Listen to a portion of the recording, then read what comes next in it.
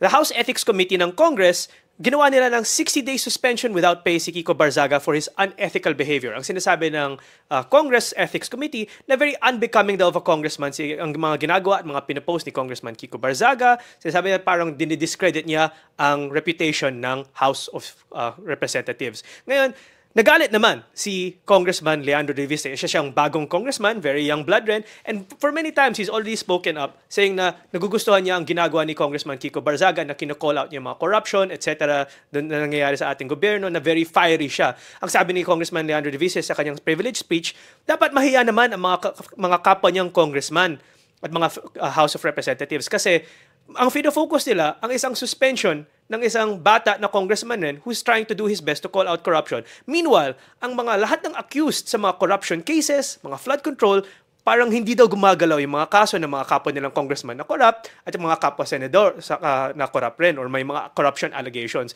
Ang focus daw nila is ang bata na trying to expose yung corruption na to.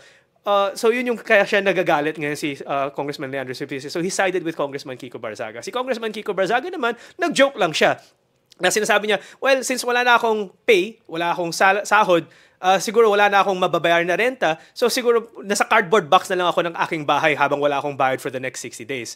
So hindi naman siya nag-apologize sa kanya apparently mga sinasabi ng Ethics Committee, mga inflammatory posts. So, Dad, do you think na justified ang Congress in suspending Kiko Barzaga? Or do you think na tama rin si Congressman Leandro Leviste na sinasabi niya na dapat mahiya naman yung Kongreso, yan yung pinapakailaman nila, pero may mas bigger fish or mas may bigger issues na dapat i-focus? Sa akin kasi, number one, ito yung masasabi ko dyan.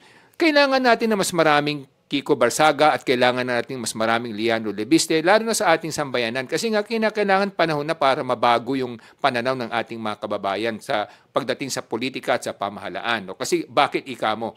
In other countries, sa Amerika, sa Australia, sa iba-ibang bansa, even sa Japan, talagang inaalaw nila yung mga mambabatas nila na magsalita para mapakinggan yung kanilang mga punto de vista. No? Hindi porque hindi ko nagugustuhan yung sinasabi mo, hindi na kita papakinggan o parurusahan kita. No? So, yung freedom of speech na, especially isa kang mambabatas, hinalal ka rin ng mga kababayan mo, dapat igalang din natin yun. Pangalawa, yung kay Congressman Leandro Leviste naman, again, I have to salute that young man also because pinakita naman niya na may stand siya, may paninindigan siya. No? So, ganyan yun ang kulang sa bansa natin. No? Dahil nakakatanda ka, o dahil meron kayong patakaran, hindi ko na pwedeng sabihin yung mali o tama. No?